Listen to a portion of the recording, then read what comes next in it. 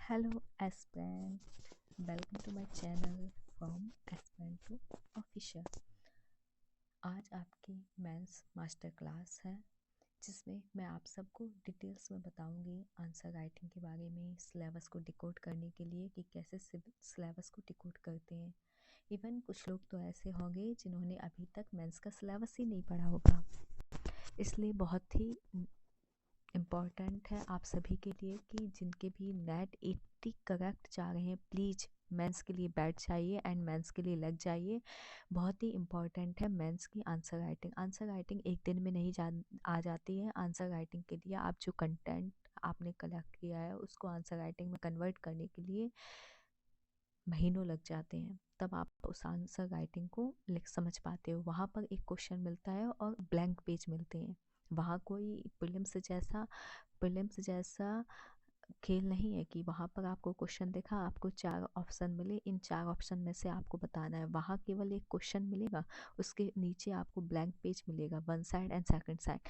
इस blank page पे आपको लिखना है अपने आप से। इसको ही आंसर राइटिंग बोलते हैं। जब उस ब्लैंक पेज पर वो अपना आप कंटेंट जो आपने सीखा है क्लासों से, उस कंटेंट को आप आंसर राइटिंग में की प्रैक्टिस करके उस कंटेंट को अपने आंसर में लिखते हो।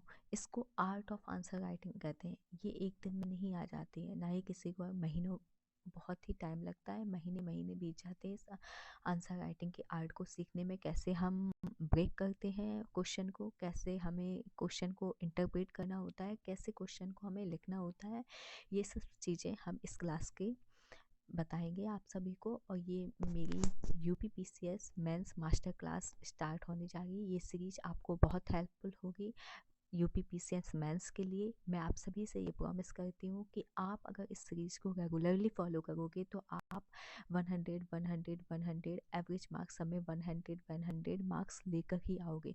इस सीरीज़ का एक बेनिफिट है कि आप आंसर राइटिंग करना सीख जाओगे, आप आंसर राइटिंग की स्किल जान जाओगे, और आंसर राइटिंग को कैसे इम्प्रूव करना होता है, हमें क्या क्या कंटेंट में ऐड करना होता है, कहाँ वैल्यू ऐड करनी होती है, और कहाँ हमें इनटू अपना फैक्ट बेस्ड देना होता है, डाटा बेस्ड देना होता है, कहाँ डेफिनेशन लिखती है। ये सब चीज़ें आप इस मास्टर क्लास सीरीज में सीखने वाले हो। Welcome to my channel, welcome to this class. आप सभी से यही रिक्वेस्ट है, please join this class and share to other UPPCS aspirant, वो भी इस क्लासेस का कुछ फ़ायदा ले सकें, कुछ बेनिफिट्स ले सकें, एंड अपनी आर्ट ऑफ आंसर राइटिंग को इम्प्रूव कर सकें, अपनी आंसर राइटिंग को इम्प्रूव कर सकें। आप ये सोचिए, क्या आप पीडीएफ जो आपको मिलती है, आपको कोचिंग में आजकल मार्केट में क्या चल रहा है, मैं तो यही देखती हूँ, आजकल पीडीएफ मिल जाती है। क्या पीडीएफ को आप आंसर राइटिंग में कन्वर्ट कर सकते हो बिना आंसर लिखे? नहीं ना, ये बहुत ही मुश्किल है। अगर आप पीडीएफ को आंसर राइटिंग में कन्वर्ट करने लगो तो ऐसे तो सभी लोग पीडीएफ पढ़ते हैं, चाहे कोई भी आंसर लिख के आता है, लेकिन सबकी सिलेक्शन तो नहीं होते हैं ना। रियलिटी तो यही है ना कि सबके सिलेक्शन नहीं होते। पीडीएफ से आप आंसर राइटिंग कर लोगे? नहीं। ये पीडीएफ से अगर आप आंसर राइटिंग करोगे तो आपके आंसर में भी आपका पीडीएफ ही दिखेगा। No presentation, no data, no facts, no value addition, PDF ही दिखेगी। बस लिखते जा रहे हो, कोई वो ही नहीं है। उसके बाद में क्या आपको मार्केट में गुड एवेल्यूशन मिल रहा है कॉपियों का? आपके पास कोचिंगों के पास, अगर आप खुद ही देखो, आपने कोचिंग ज्वाइन की है तो क्या आपको जो टीचर कॉपी को इवेल्यूएट कर रहे हैं, उन्होंने कभी यूपीपीसीएस का मेंस दिया है? उनके पास उस सब्जेक्ट की एक्सपर्टीज है? अपनी टेस्ट सीरीज को इससे अच्छा जला दो जाके कहीं, क्योंकि इन सब से कुछ नहीं होने वाला है। जब तक आपको गुड एवेल्यूशन नहीं मिलेगा, जब तक आपको एक अच्छा मेंटर नहीं मिलेगा गाइड करने वाला, तब तक कोई भी बेनिफिट नहीं है। क्योंकि आप अगर अपने आपको अगर गुड एवेल्यूशन मिलेगा तभी आप जब आपको गुड एवेल्यूशन मिलेगा तभी आप इम्प्रूव कर सकोगे कि मेरी कहाँ मिस्टेक है, मुझे इंट्रो ठीक करना है या कंक्लूजन से ठीक करना है या बॉडी में कुछ करना है। अगर आपकी बॉडी अच्छी जा रही है, आपके इंट्रो कंक्लूजन में कमी है, तो आपको गुड एवेल्यूशन से पता चल जाएगा कि वो आपके इंट्रो में कमी है। आपको इंट्रो ऐसा नहीं ऐसा लिखना चाहिए था। क्या आपको गुड एवेल्यूशन मिल रहा है मार्केट में? एक्सपर्ट है मार्केट में? मार्केट में एक्सपर्ट तो नहीं है ना। मैंने तो बहुत सी कोचिंगों में देखे यूपीपीसीएस मेंस की कॉपी चेक होके आ गई, पर उनके पास एक्सपर्टीज़ नहीं है। वो प्रीलिम्स दिए हुए हैं पर उन्हें मेंस का आइडिया नहीं है। इवन कुछ लोग तो प्रीलिम्स भी नहीं देते हैं, बस पढ़ लेते हैं, उनका कभी प्रीलिम्स निकलता नहीं है और कोचिंग में पढ़ाने चले जाते हैं। वहाँ एक्सपर्टीज़ है आपके पास, सब्जेक्ट एक्सपर्ट है नहीं है। प्रीलिम्स प्रीलिम्स प्रीलिम्स, ये लोग जो कोचिंग खोले रखे हैं वो पूरी साल प्रीलिम्स ही पढ़ाते हैं। क्योंकि प्रीलिम्स में क्या आता है, फैक्ट आते हैं, डाटा आता है, वो सब इजी है। कॉन्सेप्ट तो आते ही नहीं है ना प्रीलिम्स में। लास्ट ईयर कॉन्सेप्ट आ गए थे यूपीएससी की तरह, तो देखो कितना कम कट ऑफ गई थी और लोगों का पेपर भी नहीं कर पाए थे, क्योंकि उसने पूछ लिया था कॉटन को आपको किस कॉटन में कितने रेनफॉल की नीड है। वहाँ तो ऐसे क्वेश्चन पूछे गए ना, ह्यूमिडिटी सन जब सन साइन होता है आफ्टरनून या दोपहर के टाइम पे ह्यूमिडिटी का लेवल हाई होता है या लो होता है, ऐसे क्वेश्चन आए थे ना। ह्यूमिडिटी पे क्वेश्चन आए थे, रेनफॉल पे आए थे। पर यहाँ तो फैक्ट बेस्ड चल रहा है ना, प्रीलिम्स के ट्रैप में फंसे हुए लोग। अभी प्रीलिम्स नहीं निकला, फिर अगले साल प्रीलिम्स में लग जाएंगे, फिर प्रीलिम्स नहीं निकला, फिर प्रीलिम्स में लग जाएंगे, या जब निकल भी जाएगा ना तब भी वो मेंस क्वालिफाई नहीं करेंगे। क्योंकि ये है आपका प्रीलिम्स ट्रैप, इसको हम बोलते हैं प्रीलिम्स ट्रैप। और उनके पास इसके लिए एक्सपर्ट की ज़रूरत तो होती नहीं है। पीडीएफ का मटेरियल बनाए, पीडीएफ को सेल कर दिया, एक्सपर्टीज़ कहाँ है, कौन समझा रहा है आपको। ह्यूमिडिटी डाउन हो गई है या अप हो गई है, ह्यूमिडिटी होती क्या है, क्या आपके फॉरेस्ट होते हैं, फॉरेस्ट को 4 कैटेगरीज में डिवाइड किया गया है, क्या वाइल्ड लाइफ प्रोटेक्शन एक्ट है, वो डिटेल्स में बता ही नहीं गए। वो बता रहे हैं वर्ल्ड लाइफ प्रोटेक्शन एक्ट है, वो 1972 में पास हुआ है, बस इतना ही कर लो, इससे आपका काम चल जाएगा। इससे चल रहा है क्या आजकल प्रीलिम्स में, इससे भी तो उनके पास कोई एक्सपर्टीज़ नहीं है। उसके बाद में आपका मेंस के लिए हमें क्या चाहिए, एक एक्सपर्टीज की आवश्यकता है, वो भी हर सब्जेक्ट की। आपको ईच सब्जेक्ट की एक्सपर्टीज की नीड है। पॉलिटी एक्सपर्टीज हो आपके पास, इकोनॉमिक की एक्सपर्टीज हो, मेंस वाले जिन्हें मेंस दिया हो, जिन्होंने मेंस लिखा हो, उनके ही नंबर आते हैं जो मेंस को अच्छे से करते हैं। इसके आगे चलो, मेंस में जो है वो आपको आज हम क्या करने वाले हैं, ये सब तो भाई बात हो गई थी अभी कोचिंग में क्या चलता है। लेकिन हमें कोचिंगों के ट्रैप में नहीं पढ़ना है, हमें टेस्ट सीरीज के ट्रैप में नहीं पढ़ना है। हमें केवल पढ़ना है अपना सिलेबस, हमें अपना सिलेबस कवर करना है। हमें अपना सिलेबस कवर करने के बाद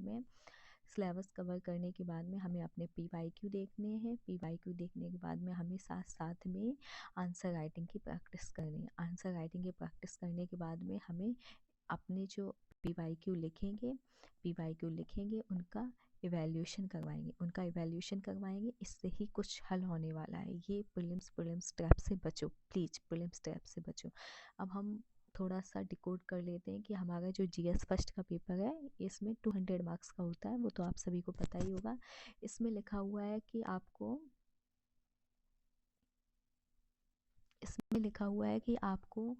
history of Indian culture will cover the silent aspect of art forms, literature, architecture from ancient to modern times. इसमें आपको silent aspect of art forms पूछे जाएंगे, लिटरेचर पूछा जाएगा। लिटरेचर का मतलब ऐसे होता है कि आपको भक्ति लिटरेचर, सूफी लिटरेचर, पर्सन लिटरेचर और आपका मराठी लिटरेचर, ये सब लिटरेचर से क्वेश्चन आ सकते हैं आर्ट कल्चर में। एक टॉपिक ये आपका आर्ट एंड कल्चर का हो गया। जो आर्ट फॉर्म्स पूछे इसमें आपका देवनागरी स्टाइल टेम्पल के आर्ट फॉर्म, स्कल्पचर जो होते हैं उनके आर्ट फॉर्म्स, और आपके स्तूपास के आर्ट फॉर्म्स, ये सब silent aspect of arts form है। उसके बाद आर्किटेक्चर में आपके टेम्पल को स्टाइल पूछ सकते हैं कि देवनागरी जो नगरा स्टाइल टेम्पल होते हैं वो कैसे बनते हैं, जो द्रविड़ स्टाइल टेम्पल होते हैं उन्हें कैसे बनाया जाता है। और हिस्ट्री ऑफ इंडियन कल्चर, इसमें आपका कल्चर में आपका हड़प्पन सिविलाइजेशन का कल्चर पूछ सकते हैं। हड़प्पन सिविलाइजेशन की जो आपकी आर्किटेक्चर है उसको पूछ सकते हैं। ये सब आपका आर्ट एंड कल्चर में है। ये आपका एक पोर्शन हो गया। आपको क्या तैयार करना है, आपको आर्ट एंड कल्चर तैयार करना है। आर्ट एंड कल्चर में आपको हड़प्पन सिविलाइजेशन तैयार करनी है, उसका आर्किटेक्चर, ग्रिड पैटर्न को ग्रैनरीज जो थी वहाँ पर, और उनका जो वाटर हार्वेस्टिंग का सिस्टम था, उनकी जो लोअर टाउन थे, सीटाडल था, अपर टाउन थे, वो सब आपको कवर करना है। हड़प्पन सिविलाइजेशन आ सकती है, आपका गुप्ता कल्चर आपसे पूछा जा सकता है, आपका पोस्ट गुप्ता कल्चर पूछा जा सकता है, उसके बिफोर पोस्ट गुप्ता की आपका post Morgan Morgan culture.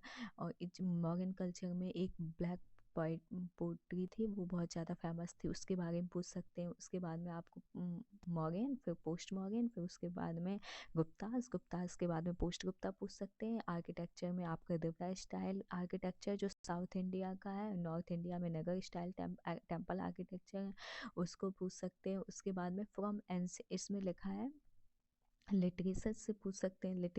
Literature में क्या होता है, पर्सन का लिटरेचर है, आपका भक्ति लिटरेचर है, आपका सूफी लिटरेचर है, आपका सिखिज्म का जो लिटरेचर है, आपका जो मराठी लिटरेचर, इन सब लिटरेचर से पूछ सकते हैं। उसके बाद में यहाँ पर लिखा है from ancient to modern time, यानी कि एंशियंट से लेके मॉडर्न टाइम तक के जो आपके कल्चर, आर्ट एंड कल्चर में जो चेंजेस हुए हैं, जो न्यू न्यू एस्पेक्ट ऐड हुए हैं, उनके बारे में पूछा जा सकता है। तो आपका एक पोर्शन हो गया है क्या, art and culture. Art and culture आपको अच्छे से कवर करना है, आर्ट एंड कल्चर को आपको अच्छे से कवर करना है। उसके बाद में आपका आता है दूसरा portion, modern history. Modern history में आपको देखना है modern history from 1757 to 1947।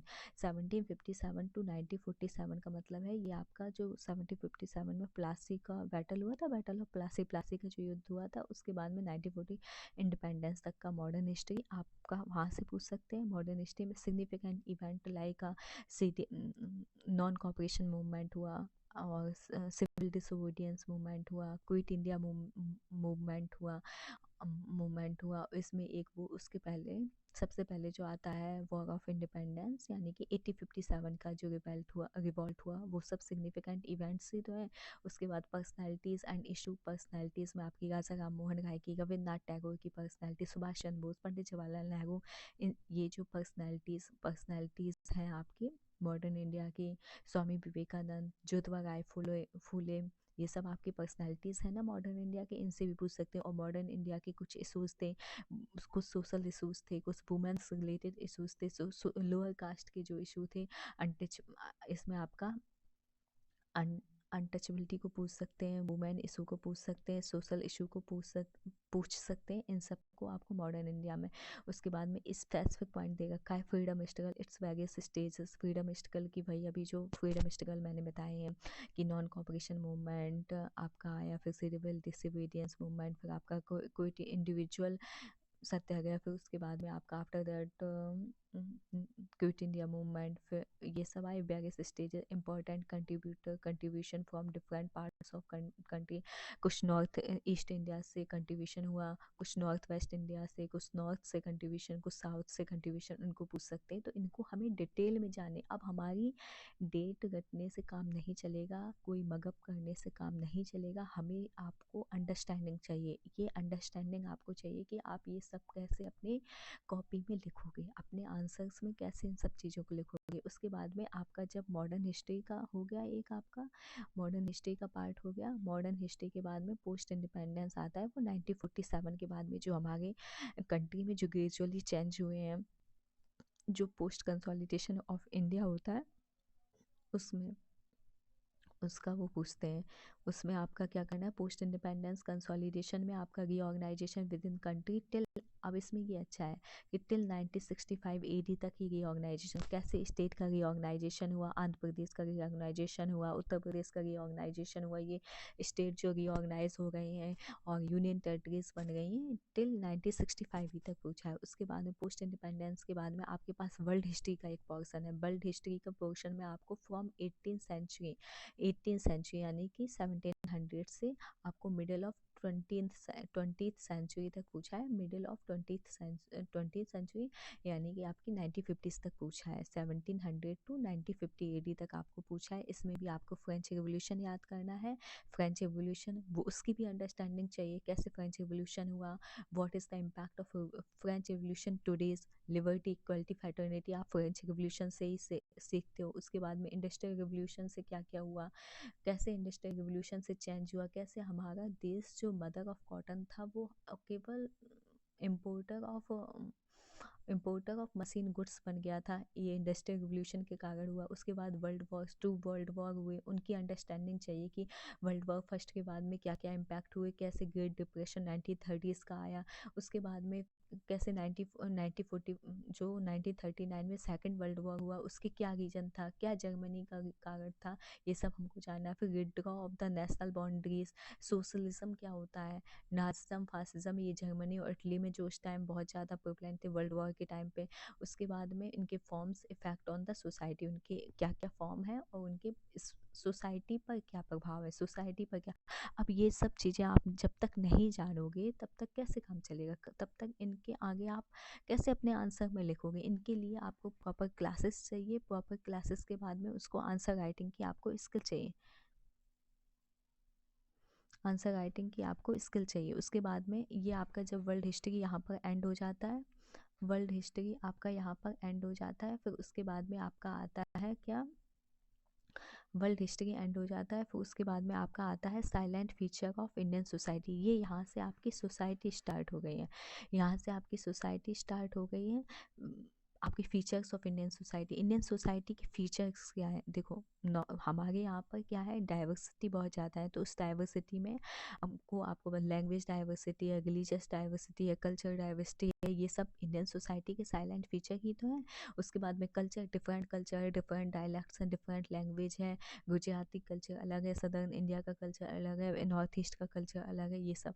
Role of women, women का क्या रोल है इन सोसाइटी में, वुमेन्स ऑर्गेनाइजेशन हमें देखने हैं कि कौन कौन से वुमेन्स ऑर्गेनाइजेशन, जैसे स्त्री महामंडल एक बना था, एक आपका नेशनल कॉन्फ्रेंस ऑफ वुमेन था, ऐसे बहुत सारे ऑर्गेनाइजेशन इंडिपेंडेंस के टाइम पे भी बने थे, आज भी बहुत सारे।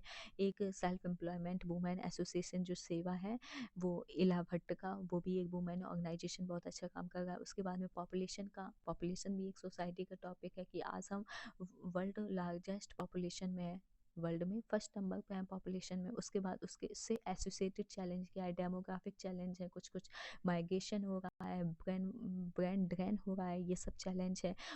पॉवर्टी में आपको दिखाना है, सोसाइटी में पॉवर्टी, मल्टी डायमेंशनल पॉवर्टी है, रिलेटिव पॉवर्टी है, एब्सोल्यूट पॉवर्टी है, पॉवर्टी के क्या रीजन है, पॉवर्टी के क्या इम्पैक्ट है, ये विशेष साइकिल पॉवर्टी के। फिर उसके बाद में डेवलपमेंटल के इशू, कहीं डेवलपमेंट है, कहीं डेवलपमेंट बिल्कुल नहीं है।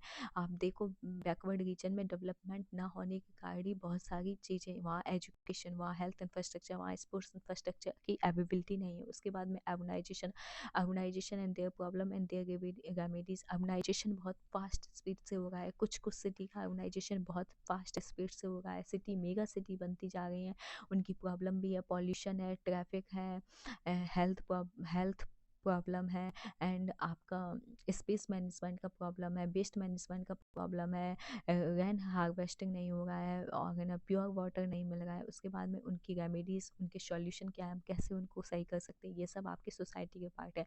क्या ये सब आपको प्रीलिम्स में पढ़ाए जाते हैं? नहीं पढ़ाए जाते हैं। तो फिर आप प्रीलिम्स की तैयारी करके कैसे मेंस लिख सकते हो, ये भी तो बात नोटिस करने की है ना। इन सबको पढ़ना होगा पहले आपको। फिर meaning of liberalisation, privatisation, globalisation, ये एलपीजी के फॉर्म जो 1991 में आए थे, उनका इफेक्ट क्या है इकोनॉमी पर, इकोनॉमी की जीडीपी ग्रोथ इंक्रीज हुई है या डिक्रीज हुई है, लोगों को जॉब की अपॉर्चुनिटी और ज़्यादा मिली है या कम हो गई है, उसका इफेक्ट बताना है, इकोनॉमी पे भी बताना है, पॉलिटी भी बताना है, उसके सोशल स्ट्रक्चर भी बताना है। एलपीसी की फॉर्म से हमारा सोशल स्ट्रक्चर भी बहुत चेंज हुआ है। आज हम ग्लोबलाइजेशन की फेज में है, हम लोग खुद वुमेन्स को देखो, वुमेन को देखो, एल्डरलीज को देखो, जो बूढ़े बुजुर्ग लोग हैं वो डिजिटल टेक्नोलॉजी का यूज़ कर रहे हैं, वुमेन डिजिटल टेक्नोलॉजी पर आकर अर्निंग कर रही है। ये सब ग्लोबलाइजेशन का ही तो इफेक्ट है। हम इतनी इंग्लिश लैंग्वेज के लिए भाग रहे हैं, इंग्लिश लैंग्वेज के लिए पीछे, हम भी इंग्लिश बोले, हम भी इंग्लिश, ये ग्लोबलाइजेशन का ही तो इफेक्ट है। उसके बाद में सोशल एम्पावरमेंट क्या होता है, सोशल एम्पावरमेंट होता है कि जो आपका स्ट्रेटा है, मतलब सोसाइटी के जो लेयर्स हैं, वो सारे स्ट्रेटा जो है वो सब अपने डिसीजन खुद ले, अपने डिसीजन खुद ले अपने आप में, और उनके पास उनके राइट्स हों। और कम्युनलिज्म क्या होता है और रीजनलिज्म क्या होता है? रीजनलिज्म होता है कि जब किसी व्यक्ति को या किसी एरिया के लोगों को अपने एरिया के प्रति ज़्यादा प्रेम भाव हो जाता है कि मतलब वो अपने एरिया को ही डेवलप करना चाहते हैं और दूसरे एरिया से उन्हें मतलब नहीं, इसके बेसिस पर कुछ कुछ चीज़ें बिगड़ने लगती हैं। तो रीजनलिज्म वो बोलते हैं कि हमें अपने एरिया के प्रति ज़्यादा है, जो हमारा बर्थ प्लेस है हम उसके प्रति अट्रैक्टिव है, हम उसको डेवलप करना चाहते हैं, उसमें अच्छा पॉलिटिकल स्ट्रक्चर लाना चाहते हैं, उसमें सोशल एम्पावरमेंट करना चाहते हैं, वहाँ के वुमेंस के वहाँ पर वुमेन को राइट अवेलेबल हों। ये सब रीजनलिज्म के, और रीजनलिज्म तभी इमर्ज होता है जब वहाँ पर डेवलपमेंट डेफिसिट होता है, वहाँ तक डेवलपमेंट नहीं पहुँचता। उसके बाद सेकुलरिज्म क्या है? सेकुलरिज्म जब आपका जब रिलीजन का जो पॉलिटिकल स्ट्रक्चर है, जो इकोनॉमिक स्ट्रक्चर है सोसाइटी का, उससे डिक्लाइन स्टार्ट हो जाता है। रिलीजियस उतना मैटर नहीं करता है पॉलिटिकल और इकोनॉमिक स्ट्रक्चर में और सोशल स्ट्रक्चर में, तब वो सेकुलरिज्म आ जाता है कि आप रिलीजन, जो रिलीजन है मतलब वो डिक्लाइन कर रहा है, स्टेट जो है वो सेपरेट हो रहा है रिलीजन से। स्टेट रिलीजन के प्रभाव में आकर डिसीजन नहीं ले रहा है, रिलीजन अब अलग जा रहा है, स्टेट रिलीजन अपने दायरे में है, स्टेट अपने डिसीजन ले रहा है without without pressure from religion, मतलब कि उससे पर कोई रिलीजन का प्रेशर नहीं है, वो खुद इंडिपेंडेंट डिसीजन ले रहा है। इसको हम सेकुलरिज्म कहते हैं। सेकुलरिज्म पढ़ना, रेशनलिज्म पढ़ना, कम्युनलिज्म पढ़ना, मेरे पास तो सोशोलॉजी ऑप्शनल रहा है, तो मुझे तो ये सब बहुत अच्छे से आते हैं, इसलिए सोसाइटी के लेक्चर मैं अपलोड कर दूँगी, वो सब आप लोग देख लेना। फिर उसके बाद डिस्ट्रीब्यूशन ऑफ, ये आपकी क्या आ गई है, ये आपका आ गया है geography. Distribution of major natural resources of world के जो नेचुरल रिसोर्सेज हैं, वाटर, सॉयल्स, फॉरेस्ट, उनका distribution south and south east Asia with special reference to India, मतलब कि साउथ में और साउथ ईस्ट एशिया में स्पेशल रेफरेंस किससे? इंडिया से। Factor responsible for the location of industries के लिए कौन कौन से फैक्टर वहाँ पर आपका? सबसे पहला फैक्टर कि गवर्नमेंट का सपोर्ट हो, वहाँ पर जो आपका इंफ्रास्ट्रक्चर की अवेलेबिलिटी हो, वहाँ एम्प्लॉय जो एजुकेटेड पीपल हों, जो स्किल्ड लेबर हों, उसके बाद में वहाँ पर आपको पॉलिसी सपोर्ट हो, मनी की अवेलेबिलिटी हो, और रॉ मटेरियल की अवेलेबिलिटी हो, ट्रांसपोर्ट हो, इलेक्ट्रिसिटी हो। ये सब आपको लोकेशन ऑफ इंडस्ट्री को इफेक्ट करती है। Silent feature of physical geography, earthquake कैसे आते हैं, सुनामी के क्या है, वॉल्केनिक एक्टिविटी कैसे क्रिएट होती हैं, साइक्लोन कैसे आते हैं, ओशन करंट्स क्या होती हैं, विंड्स एंड ग्लेशियर, ये सब साइलेंट फीचर हैं फिजिकल ज्योग्राफी, इनको भी पढ़ना है। Oceanic resources of India and their potential, oceanic resources India के पास ईस्टर्न साइड में कितना बड़ा ओशन है, बे ऑफ बंगाल, वेस्टर्न साइड में कितना बड़ा ओशन है, अरेबियन सी, सदर्न साइड में पूरा इंडियन ओशन है, इसलिए यहाँ पर पूछा गया है oceanic resources of India, India की जो ओशनिक रिसोर्सेज हैं, देयर पोटेंशियल, हम उनसे आज हम उनसे आज क्या क्या ले रहे हैं ओशन से, हमें कितना कितने हमारे लिए बेनिफिट है वो ओशन और उनका पोटेंशियल। उसके बाद ह्यूमन माइग्रेशन, माइग्रेट कर रहे हैं आजकल ह्यूमन माइग्रेशन सदर्न से और कुछ नदर्न स्टेट से पर्शियन गल्फ तक जा रहे हैं लोग, लोग अमेरिका जा रहे हैं, ये सब माइग्रेशन ही तो है। उसके बाद माइग्रेशन एक विद इन कंट्री हो रहा है, यानी कि जैसे उत्तर प्रदेश बिहार से लोग गुजरात जा रहे हैं। उसके बाद में आपका उनकी रिफ्यूजी प्रॉब्लम, म्यांमार में सिविल वॉर चल रहा है, लोग हमारे यहाँ आ रहे हैं, रिफ्यूजी आ गए हैं, रोहिंग्यास जो है म्यांमार साइड। उसके बाद में after that refugee problem of the world with focus on India, frontiers and boundary with reference to Indian subcontinent, frontiers and boundaries with reference to Indian subcontinent, population, settlement types, settlement house के जो settlement हैं, types हैं, patterns है, urbanisation है, smart cities mission है, smart city 2015 में launch हुआ था, स्मार्ट विलेज है, ये सब आपके टॉपिक है। उस ये सब देखने के बाद में अब ये आप देखो कि आपके पास क्या क्या है मेंस में। जीएस फर्स्ट में देखिए, जीएस फर्स्ट में जो आपका art and culture, art and culture के बाद में आपके पास में art and culture, art and culture के बाद में आपकी मॉडर्न हिस्ट्री, मॉडर्न हिस्ट्री के बाद में post independence, after the world history, society, geography, physical economic and human geography. इन सब को कंप्लीट करने के बाद में आप एक 200 का जो जीएस फर्स्ट का पेपर होता है उसे अटैम्प्ट कर पाओगे। जब आपके पास आर्ट एंड कल्चर आपका तैयार होगा, मॉडर्न हिस्ट्री की भी अच्छी कमांड होगी, पोस्ट इंडिपेंडेंस के पर अच्छी कमांड होगी, वर्ल्ड हिस्ट्री पर अच्छी कमांड होगी, सोसाइटी पर आपकी बहुत अच्छी कमांड होगी, एंड ज्योग्राफी पे, तब आप ये आपके 110 110 एंड 115 मार्क्स आपके आ जाएंगे किसमें? जीएस फर्स्ट में। आपको क्या करना होगा मेरे साथ समझिए। Understanding of this subject, in subject को अच्छे से समझिए विथ एक्सपर्टीज।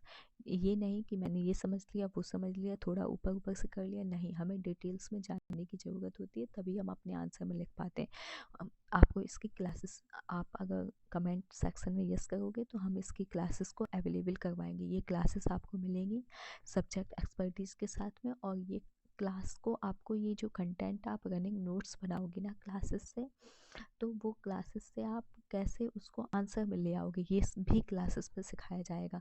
और जो जो लेक्चर होगा उस, जैसे आज टेम्पल आर्किटेक्चर पे एक लेक्चर हुआ है, उसका हमें पीवाईक्यू मिला है कि हमें पीवाईक्यू में पूछा गया है कि टेम्पल आर्किटेक्चर नगर स्टाइल जो टेम्पल आर्किटेक्चर है उसके साइलेंट फीचर बताओ। तो अगर हमने टॉपिक पढ़ाया है टेम्पल आर्किटेक्चर का, तो हम उसके साथ में वो पीवाईक्यू भी करेंगे, उसके साथ में वो पीवाईक्यू भी करेंगे कि कैसे हम इस टेम्पल आर्किटेक्चर के कंटेंट को हम अपने आंसर में लिख सकते हैं, आंसर बना सकते हैं उसका।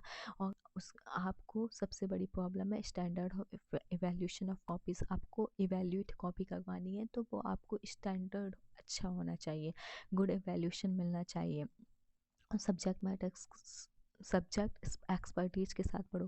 क्लासेस मिलेंगी आर्ट ऑफ आंसर राइटिंग, फिर उस क्लासेस के बाद में हम आपको बताएंगे कि कैसे आप आंसर राइटिंग लिख करोगे।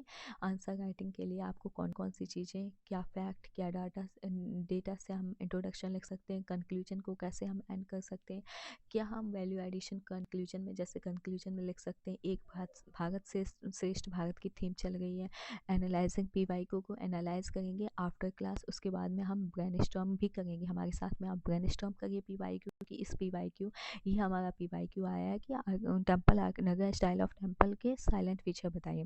तो इस साइलेंट फीचर में आप हमारे साथ कमेंट सेक्शन में लिखिए कि ये चीज़ें हो सकती हैं साइलेंट फीचर में। उसके बाद में ब्रेनस्टॉर्म हम साथ में करेंगे कि हमारा ये कंटेंट था, अब हम इसमें क्या क्या चीज़ें ऐड कर सकते हैं, तो हमारा एक अच्छा आंसर बन जाए। फर्स्ट यूपीपीसीएस के पीवाईक्यू करेंगे, फिर यूपीएससी के पीवाईक्यू करेंगे। उसके बाद हम सोचेंगे कि हमें कोई टेस्ट सीरीज ज्वाइन करनी है, वहाँ भी हमें अच्छा इवैल्यूएटर मिले। अगर अच्छा इवैल्यूएटर मिलेगा आपका इम्प्रूवमेंट होगा। आप ये क्यों नहीं समझते हो कि यूपीएससी के बच्चे जो यूपीएससी की पढ़ाई पढ़ते हैं वो यूपीपीसीएस में हमेशा अच्छी अंक ला आते हैं। सिद्धार्थ गुप्ता, या I think, I don't know proper name, शायद आई थिंक सिद्धार्थ ही गुप्ता है, 2023 के जो टॉपर, हाँ 2023 के जो टॉपर हैं, उन्होंने यूपीएससी की पढ़ाई की हुई थी, यूपीएससी की पढ़ाई की थी। फिर यूपीएससी की पढ़ाई की उनके पास जब यूपीएससी का इतना अच्छा कंटेंट एंड आंसर राइटिंग की स्किल थी, उसके बाद उन्होंने यूपीपीसीएस में रैंक फर्स्ट लेकर आए। ऐसे ही एक यूपीएससी में 72 रैंक्स थी, शायद 2023 की बात है, उसमें उनके पास यूपीएससी की पढ़ाई थी, अच्छा कंटेंट था, अच्छी नॉलेज थी आंसर राइटिंग की, उनकी रैंक 19 आई थी, 19वीं रैंक आई थी यूपीपीसीएस में। लेकिन अब तो उन्होंने यूपीपीसीएस छोड़ दिया क्योंकि उन्हें तो वही करना है, यूपीएससी करना, शायद आईएएस मिला है उन्हें। तो जो लोग यूपीएससी करते हैं उनके पास अंडरस्टैंडिंग बहुत अच्छी होती है। आप उन टीचरों से पढ़िए ना जो आपको अच्छी अंडरस्टैंडिंग दे, आपको क्लासेस दें, आपको पीवाईक्यू करवाएं, आपके साथ आंसर राइटिंग करवाएं, आपके साथ क्वेश्चन को ब्रेनस्टॉर्म करवाएं। हमें ये चेंज लाना है, हमें प्रीलिम्स के ट्रैप से, इस बीसीएस साइकिल के ट्रैप से बाहर निकलना है, हमें मेंस पर फोकस करना है, क्योंकि मेंस हमारे लिए इंपॉर्टेंट है। अगर हमारा प्रीलिम्स के पहले मेंस रेडी है ना, तो कॉन्फिडेंस के साथ आप प्रीलिम्स देने जाओगे, आपका प्रीलिम्स क्वालिफाई होगा, तो नेक्स्ट ईयर आपका जो प्रीलिम्स क्वालिफाई करके आप जब मेंस लिखोगे नेक्स्ट, वो आपका बहुत ही कॉन्फिडेंस के साथ आपका क्वालिफाई हो जाएगा, और अच्छे मार्क्स के साथ आप इंटरव्यू कॉल सिक्योर करोगे। बस यही आप सभी से मेरी रिक्वेस्ट है, please focus on all these topics and classes पढ़िए, आंसर राइटिंग करिए मेरे साथ, आंसर राइटिंग करिए, पीवाईक्यू पे फोकस करिए, पीवाईक्यू को कैसे इंटरप्रेट करते हैं, कैसे ब्रेक डाउन करते हैं, हमें क्या क्या लिखना होता है, कितने पॉइंट्स लिखने होते हैं, पॉइंट्स में आंसर लिखना होता है या पैराग्राफ में आंसर लिखना होता है, ये सब हम आपको वहाँ बताएंगे क्लासेस में। और उसके बाद में ये ऐसा कुछ अभी नहीं है कि क्लासेस पेड होंगी, ऐसा कुछ भी नहीं है अभी तो। मुझे खुद ही इतना टाइम नहीं मिल पाता है। बट अभी जो क्लासेस हैं वो यूट्यूब पे ही चलेंगी, फिर उसके बाद देखते हैं कि अभी जो क्लासेस हैं ये यूट्यूब पे ही चलेंगी। उसके बाद में आपका जो टेस्ट सीरीज का जो भी करना है वो फिर आप लोगों को बताएंगे। आप लोग इस वीडियो को शेयर करिए, ज़्यादा से ज़्यादा शेयर करिए, क्योंकि जो लोग हैं ना वो प्रीलिम्स के ट्रैप में फंसे हुए हैं। आप मेंस पढ़िए, मेंस पढ़ने के बाद में अभी ये वाला प्रीलिम्स हो जाएगा तो वेल एंड गुड, बहुत ही अच्छी बात है, आपको मेंस लिखने का मौका मिलेगा। अगर नहीं भी होगा ना तो आप मेंस करिए, मेंस के बाद जो अगला प्रीलिम्स आएगा उस प्रीलिम्स पर फोकस कीजिए। हाँ, मैं ये नहीं बोल रही, आपका अगर प्रीलिम्स बहुत वीक है तो आप संडे संडे प्रीलिम्स को दो ना, टेस्ट लगाइए, प्रीलिम्स के पीवाईक्यू सॉल्व करिए, प्रीलिम्स के करंट अफेयर्स को पढ़िए। उसके बाद आप जब ये प्रीलिम्स हो जाए, आपका ये वाला हो गया तो अच्छी बात है, नहीं हुआ तो अगले वाले पे फोकस करना है आपको मेंस के साथ में। फिर आपका जो मेंस है वो आप अच्छे से अच्छी रैंक सिक्योर कर सकेंगे, ये आपसे मेरा वादा है। इसलिए शेयर करिए वीडियोस को एंड लाइक कीजिए, ठीक है? और जो भी आपको लगे वो आप हमें कमेंट सेक्शन में बता सकते हैं। Thank you so much. कल से आपकी मेंस मास्टर क्लास स्टार्ट हो जाएंगे, और उस मेंस मास्टर क्लास में पहला टॉपिक हम आर्ट एंड कल्चर से स्टार्ट करेंगे, पीवाईक्यू को देखेंगे एंड आर्ट एंड कल्चर को से स्टार्ट करेंगे। Thank you so much.